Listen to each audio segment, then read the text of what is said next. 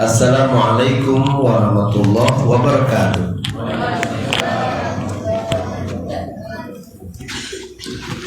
Alhamdulillah ala nikmatillah, salatan wa salaman ala Rasulillah sallallahu alaihi wasallam. Alhamdulillah wa ala kulli halin, alhamdulillah wa ala kulli nikmati min rabbi. Asyhadu an la ilaha illallah wahdahu la syarika lah wa asyhadu anna Muhammadan abduhu wa rasuluhu la nabiyya ba'dah. Allahumma salli ala Muhammad wa ala alihi wa ashabati wa man tabi'ahum bi ihsan ila yaumil qiyamah. Amma ba'd. Saudaraku yang dimuliakan Allah, hidup ini tidak hanya sekedar menjadi orang baik. Menjadi orang baik dambaan semua orang, Pak.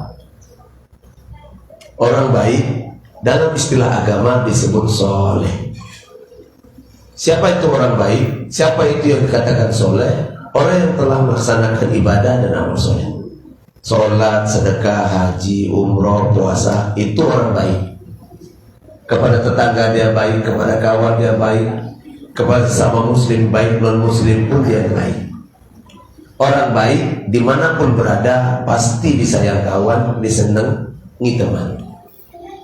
Kalau pergi ngopi Pak, tertinggal dompet, insya Allah aman, dibayarkan orang.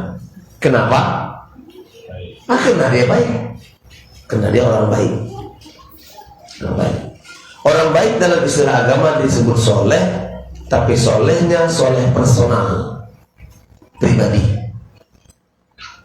Soleh personal adalah hubungannya dengan Allah. Allah suka, Allah suka. Tetapi Allah lebih suka adalah orang baik yang menyeru kebaikan. Orang baik yang menyeru kebaikan Allah lebih suka. Kalau hanya orang baik, soleh untuk dirinya, selamat dirinya, Allah suka. Tapi Allah lebih suka ada orang yang baik dan menyeru kebaikan, mengajak kebaikan. Orang yang baik mengajak kebaikan disebut muslim. Orang yang soleh adalah orang baik. Orang yang baik menyeru kebaikan disebut muslim. Dua-duanya adalah orang soleh, tetapi levelnya berbeda. Yang satu soleh pribadi personal, hanya hubungannya dengan Allah, dirinya dan Tuhannya. Yang satu lagi adalah muslim, orang yang baik, hubungan dirinya kepada Allah baik, vertikal, hablum minallah, tetapi dia memiliki kesolehan sosial. Hablum minannas. Kalau dia sama-sama sholat di tempat sholat kita, sama-sama sholat, bobot sholatnya berbeda antara soleh dan muslim.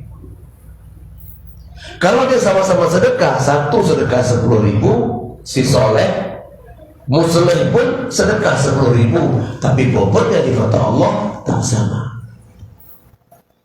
Karena itu jangan pingin menjadi soleh sendiri. Jangan pingin soleh sendiri, karena soleh sendiri mudah, pasti disayang kawan. Menjadi orang yang menyeru kebaikan susah. Kenapa? Banyak musuh, orang tak suka, banyak orang tak senang. Muslim peka dirinya, respons hatinya, tinggi empatiknya terhadap semua keburukan yang ada di sekitarnya. Ada anak melakukan keburukan walaupun bukan anaknya dia, Pak Bu, bukan anaknya dia, tidak juga keluarganya, entah anaknya siapa, tapi dia muslim. Dia tangkap basah anak yang melakukan keburukan, beri nasihat, tunjuk ajar, dia melakukan amal ma'ruf dan nahi munkar. Bobotnya di depan Allah tinggi. Tinggi. Nah, itulah sebabnya betapa penting dan indahnya tidak hanya hidup sekedar menjadi orang soleh. Jadilah pribadi yang soleh tetapi juga muslim. Jadilah pribadi yang soleh secara personal pribadi, tuntaskan hubungan kita dengan Allah, tetapi jadilah orang yang soleh memiliki kesolehan sosial. Masyarakat kita akan terbangun dengan kesolehan sosial. Madinah dibentuk oleh Nabi dengan kesolehan sosial. Puasa Ramadan adalah amal ibadah untuk kesolehan sosial. Puasa Ramadan itu ibadahnya orang kaya, Pak. Orang miskin tidak biasa lapar. Iya tidak, Bu? Orang biasa lapar. Allah berikan syariat Ramadan untuk orang kaya. Kami orang biasa-biasa, Ustaz. Ibu, bapak yang dimuliakan Allah, kalau pada waktu berbuka ibu dan bapak masih punya kesempatan untuk milih banyak makanan, punya kesempatan, di tengah kita tak punya uang tapi masih ada dana untuk memilih banyak makanan, godok bagulo, lotek, lomang tapai, salalawu, ya kan, kumpul ke semua di meja. Walaupun kita pas-pasan, tapi kita punya kesempatan untuk memilih bermacam menu makanan. Kita adalah yang kaya. Kita kaya. Kalau buka puasa kita onggokkan semuanya di situ, ya, kita tak merasakan bagaimana susahnya Ramadan. Abdurrahman bin Auf, siapa yang tidak pernah mengenal namanya? Sahabat Nabi SAW, paling kaya, ya. Jutawan melebihi jutawan. Dia meninggal, Bu, Pak, hartanya dikampain. Kenapa dikampain, Pak? Emasnya lengket. Saking banyaknya numpuk di gudang entah berapa tahun, lengket meleleh. Emas lengket. Tak bisa lagi dipisahkan. Koin-koin emas tuh lengket, akhirnya dikampain. 40 laki-laki sampai pecah-pecah tangannya. Nah, contoh apa hayu. Abdurrahman bin Auf sangat kaya. Ketika Nabi SAW sudah wafat, dia berbuka. Bukannya apa? Persis seperti Nabi. Ala kadarnya saja, beberapa butir rutop. Rutop itu kurma yang basah, kurma mekar. Kalau ada rutop, 3 butir, 5 atau 7. Minum air putih, lalu sholat. Oke, setelah sholat baru istirahat, makan apa adanya, baru tegakkan qiyamul lail. Kita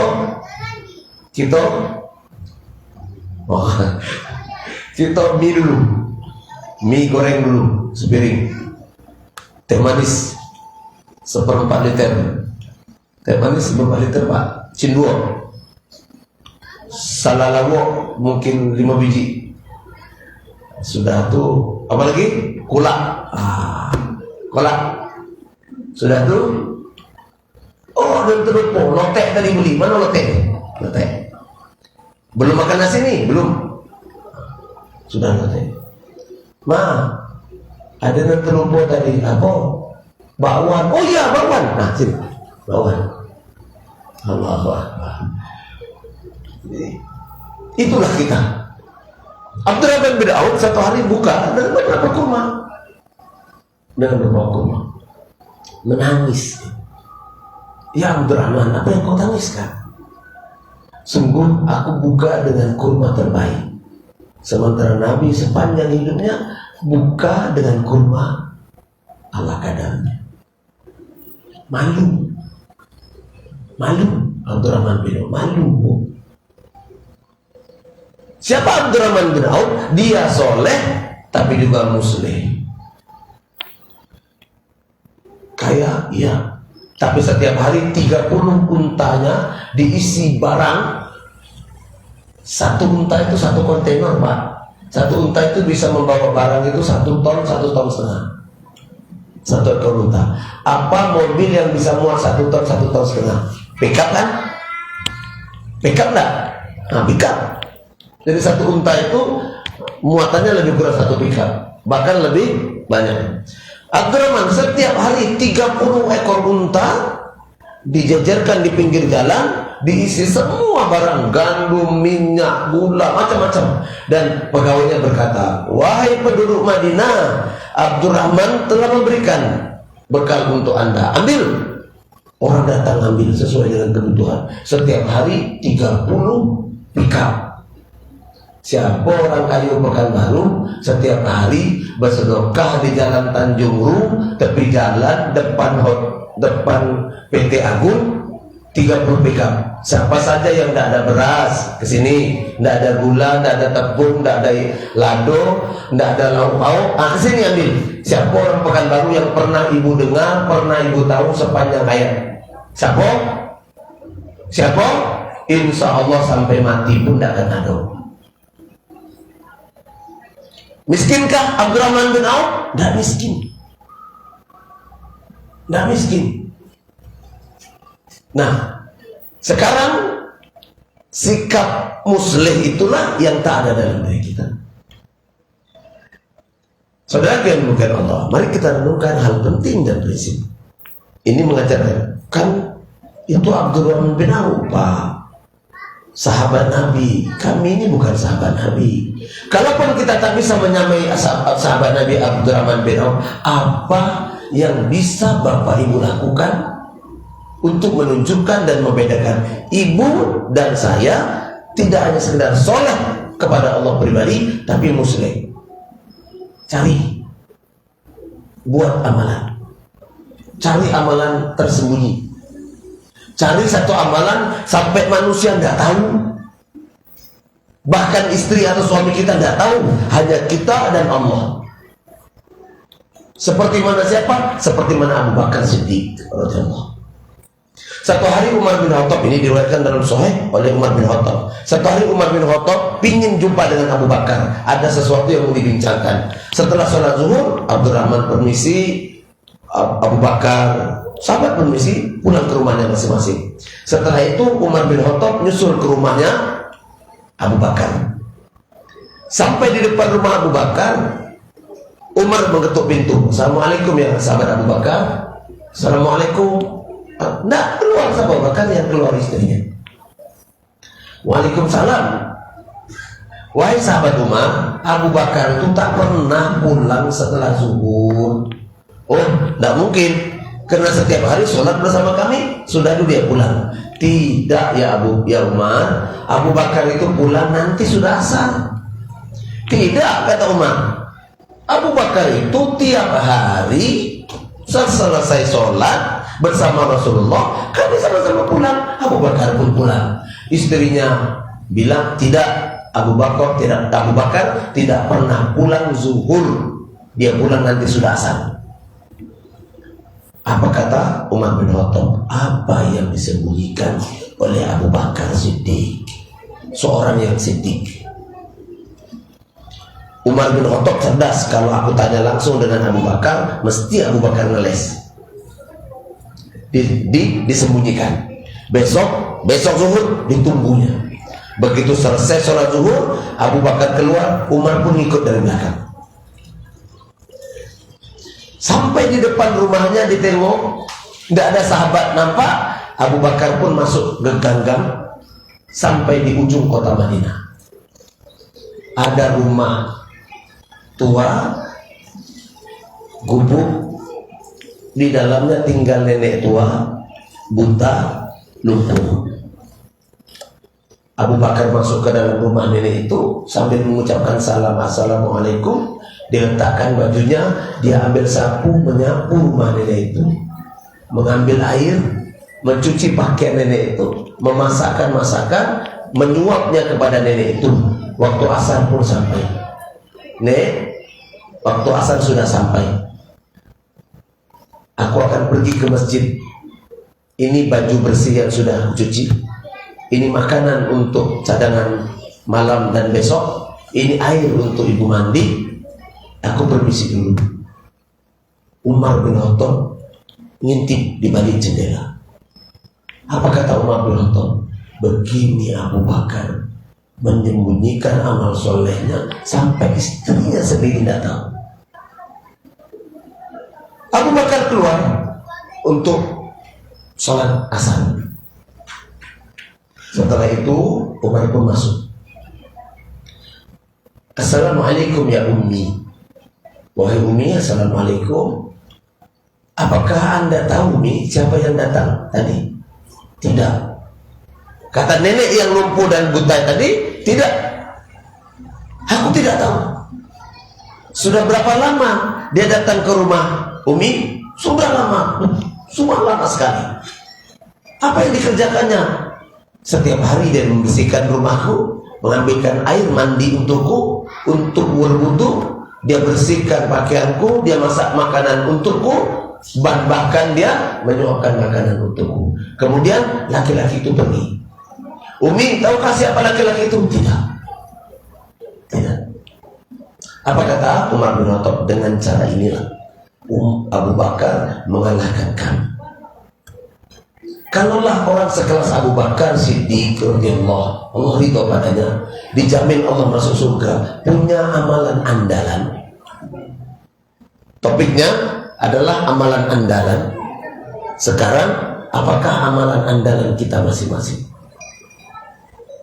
Cari amalan andalan ringan, kecil, ikhlas kita melaksanakannya sampai manusia tidak tahu. Cari Pak. Tak usah seperti Abu Bakar, tapi cari. Apa contohnya? Nah, ini contoh. Ada satu orang tua, kerjanya tukang cari kara-kara, botol-botol itu. Ini botol-botol. Oke, Pak.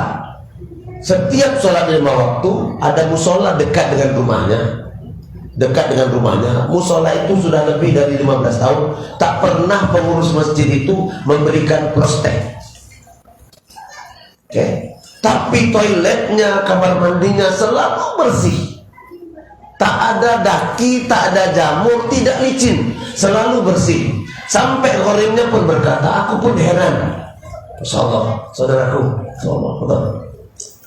sampai orang yang menunggu musola itu heran, kenapa keramiknya tak pernah kotor?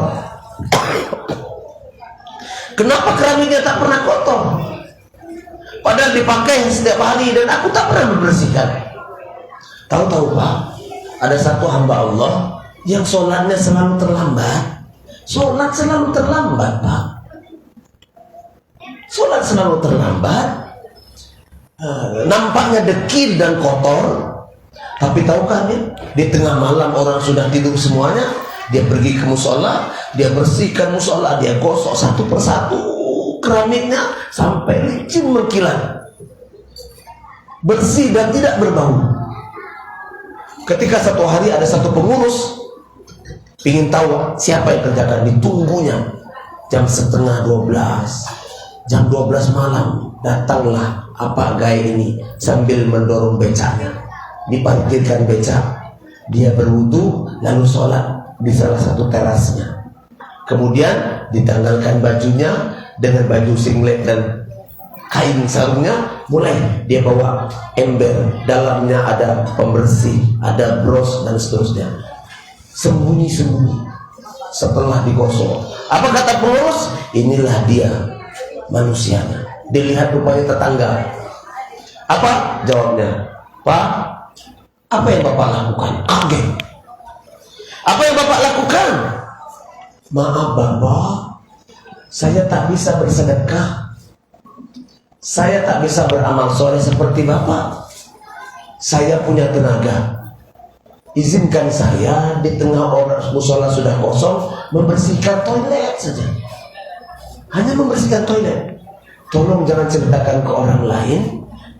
Biarkanlah ini menjadi rahasia saya dan Bapak. Maka pekerjaan membersihkan toilet dan kamar mandi di musola kita menjadi tanggung jawab saya. Pak, menjadi tanggung jawab saya. Ada Pak orang biasa-biasa, dia sembunyikan amalnya dengan tenaga. Nih contoh, sampai satu hari pengurus tidak dapati musolanya itu kamar mandinya bersih, kok kok seminggu ini jorok betul, kok ada daki, kok ada kulit sampo, kok ada ini. Dicarilah apa gaya tadi, ternyata apa gaya tadi sudah meninggal, diselenggarakan oleh orang Allah alam tak siapa dan dimakamkan. Allah menerima amal soleh di atas keikhlasan. Dia tidak soleh sendiri, Bu. Dia memiliki kesolehan sosial yang disebut dengan muslim. Yuk cari satu amal yang tersembunyi dari manusia. Kalau amal yang lain, maaf lah Pak, masih pamer gitu. Haji, apalagi haji, Pak, haji, umroh, pamer gitu. Ibu bapak bisa berangkat umroh, apalagi bawa medsos, foto. Sahdunya berburu tahajud di Masjid Nabawi, di posting. Oke. Pukul 3 dini hari, langkah ini kami pacu untuk menuju Raudhah. Tumpah ruah air mata. Tak ada kalimat yang bisa diungkapkan kecuali rasa bahagia. Indahnya Raudhah di Masjid Nabawi. Itulah kira-kira headline dimasukkan di Facebook, Instagram. Lalu orang komen, kakak ternyata umroh ya? Abang ternyata umroh ya? Alhamdulillah. Untuk apa diposting? Untuk apa? Bu, untuk ngasih tahu dan kami pergi umroh. Jarang Pak orang bisa menyembunyikan ibadah haji dan umroh, apalagi kalau sudah haji. Sudah haji Pak, tidak bertulis namanya Pak Haji, mendongkol. Kami ada pengalaman waktu pesta kemarin dari Daul, ini ada banyak kawan kan yang kita undang. Ada satu kawan Pak, terlupa nulis namanya itu Hajah dan Haji. Tidak datang dia ke rumah. Aku tengok ini kenapa lah senior ini, dosen, kawan dosen, tak datang. Seminggu sudah tuh kami ke kampus, abang jumpa, sampai hati abang tak datang. Uti kemarin nikah tapi mau ada undang banyak. Diambil undangan awal di mobilnya. Siapa bilang tak datang? Dek, tengok undangan tak sampai. Adik yang sampai hati bilang ke saya, kenapa Bang? Kan tahu kakak kau udah haja, abang dah haji. Apalah payahnya menulis haji dan haja. Rupa-rupanya gara-gara tidak ditulis namanya haji dan haja, marah dia, jengkel dia, nak datang. Adik kan tahu dulu kakak berangkat haji yang ceramah. Allah Kak, minta maaf lah aku. Ya Allah ya Karim, kalau itu yang menjadi penyebab minta maaf, karena yang ngetik undangan itu anak, tidak terketik nama mereka. Begitu juga Bapak Tuan Haji, Bu Haja, kalau ada undangan, ada sebutan nama, ternyata tertinggal Pak Haji dan Bu Hajanya, Bapak tidak ngomong, Ibu tidak ngomong, tapi di hati ini terasa jengkel dan mangkel, ada masalah terhadap haji dan umrohnya. Itulah ukurannya, ikhlas ke tidak ikhlas. Kalau amal ibadah yang sifatnya badaniah ini mudah, datangnya riya, datangnya ujub, datangnya sum'ah, mudah. Cari amal ruhani, amal qalbi yang orang lain tidak nampak. Cari. Karena amal yang kita pingin ditonjolkan manusia tak sampai kemana Bu, hanya disebut saja orang itu beramal soleh tapi tak memiliki bobot. Masih ada waktu 7 menit, Masya Allah. Jadi perhatikan, Allah beri syariat ibadah itu 2. Ini perkataan Ibnu Qayyim, ibadah itu 2. 1 ibadah zahir, 2 ibadah batin. Apa ibadah zahir itu? Ibadah zahir itu puasa, sholat, puasa wajib, puasa sunnah, sedekah, apalagi haji, kurban, wakaf, infak.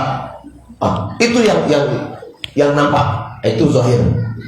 Dua, ibadah hati. Ibadah hati apa? Sabar, pemaaf, ikhlas. Oke, itu ibadah hati. Ibadah zahir tadi ada ukurannya, Pak.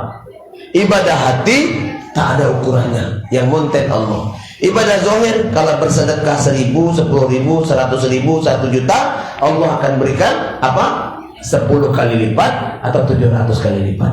Itu ibadah. Tapi ibadah hati tak ada takaran dan ukurannya. Contohnya sabar. Sabar tak ada batasannya. Allah yang membalas. Sampai mizan timbangan Allah pun tidak dapat mengangkat. Nah, ini penting. Hari ini yuk kita padukan dua ibadah ini, antara ibadah zahir dan ibadah hati. Kedua-duanya sama penting, tak boleh dipisahkan seperti dua sisi mata uang. Karena waktu kita terbatas, kita tak bisa menjelaskan secara detail, dan riwayat-riwayat yang mengatakan pentingnya ibadah zahir dan lebih penting ibadah batin. Hari ini kita telah paham dan mengerti, menjadi orang soleh, orang baik itu mudah. Banyak kawan disenangi teman, tapi menjadi orang yang menyuruh kebaikan atau muslih cenderung sedikit sulit, karena banyak lawan, banyak orang tak senang. Tapi bobotnya di depan Allah, muslih lebih utama dibanding soleh. Soleh penting, muslih lebih penting.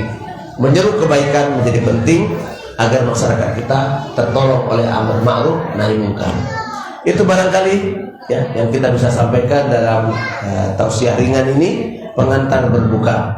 Mari kita ambil pelajaran dari peristiwa penting ini agar kita tukar semua kesempatan yang Allah berikan ini menjadi nikmat yang berarti dan bermakna. Wallahu a'lam. Karena sudah ya? Baik, mari kita munajat kepada Allah, karena doa yang paling afdol, amalan-amalan sunnah yang paling afdol adalah berdoa menjelang buka. A'udzubillahi minasyaitonir rajim. Bismillahirrahmanirrahim. Alhamdulillahirabbil alamin, hamdan syakirin, hamdan naimin, hamdan yuafi wa yukafi mazida, ya rabbana lakal hamdu kama yanbaghi li 'azimi sultanik. Allahumma shalli ala Muhammad salatan tunjina min jamil ahwali wal afat, wa taqdilana ya Allah min jamil hajat, wa tarfa'na ya Allah min indaka al darajat. Ya Allah ya Rahman yang Maha Pengasih yang tak pernah pilih kasih. Ampunkan dosa-dosa kami ya Allah, ampunkan dosa kedua orang tua kami, ampunkan dosa guru-guru kami, para pemimpin soleh yang memimpin kami. Ya Allah ya Rabb, jadikan anak cucu keluarga kami anak cucu yang soleh solehah. Ya Allah ya Rabb, jadikan rumah tangga kami rumah tangga yang sakinah mawaddah warahmah. Ya Allah ya Rabb, menjelang berbuka ini kami munajat padamu, karena ini adalah waktu yang mustajab seperti mana yang Nabi kami ajarkan kepada kami. Pertama, ampunkan dosa kami dan karib kerabat kami. Ya Allah ya Rabb, terima amal soleh kami di penghujung Ramadan ini. Terima amal soleh kami ya Allah, terima sedekah kami, terima qiyamul lail tarawih kami, terima bacaan Quran kami, terima istighfar kami, terima semua kebaikan dan amal soleh kami. Ya Allah ya Rabb, kami munajat kepadamu ya Allah, tetapkan takdir kami dalam takdir sanawat, takdir tahunan adalah hari-hari yang bahagia. Ya Allah ya Rabb, 11 bulan ke depan lengkapkan semua kekurangan kami. Ya Allah ya Rabb, kalau kami dalam keadaan berhutang, tunjukkan jalan, berikan kebaikan sampai kami punya harta untuk menyelesaikan hutang-hutang kami. Ya Allah ya Rabb, kalau kami sakit 11 bulan ke depan, sembuhkan penyakit kami. Ya Allah ya Rabb, kalau kami punya masalah dalam hal ekonomi, 11 bulan ke depan lengkapkan kebutuhan kami, penuhkan kebutuhan kami, jadikan kami orang yang berada, orang yang mampu dan taat kepadamu. Dengan harta kami bisa beribadah, dengan tenaga kami bisa beramal soleh.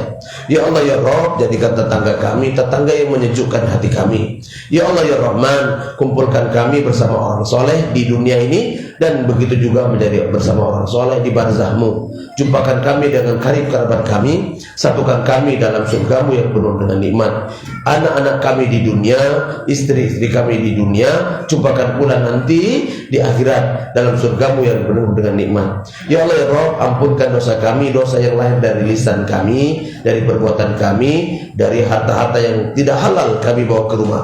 Ya Allah ya Rabb, ampunkan kami dari dosa-dosa besar, jauhkan kami dan anak cucu turunan kami dari dosa besar, dari dosa berzina, dosa riba, dosa keburukan dan kezaliman. Ya Allah ya Hanan, Allahumma rabbana arinal haqqa haqqa warzuqna tibaa wa arinal batila batila warzuqna jinaba. Allahumma rabbana hab lana min azwajina wa dhurriyyatina qurrata a'yunan lil muttaqina imama. Allahumma rabbana atina fid dunya hasanah wa fil akhirati hasanah wa qina azabannar. Subhana rabbika rabbil izzati amma yasifun wa salamun mursalin walhamdulillahi rabbil alamin. Masih ada waktu sedikit, ya silakan berdoa, beristighfar menjelang kita berbuka. Lebih dan kurang minta maaf. Subhanakallahumma bihamdik, asyhadu an la ilaha illa anta, astaghfiruka wa atubu ilaik. Assalamualaikum warahmatullahi wabarakatuh.